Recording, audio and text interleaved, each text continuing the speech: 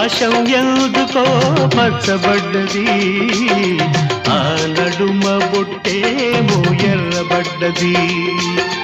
వీచే గాలుల తాకిడి, సాగే బువ్వల అలజడి, రమ్మని పిలిచే పైబడి. ఆకాశం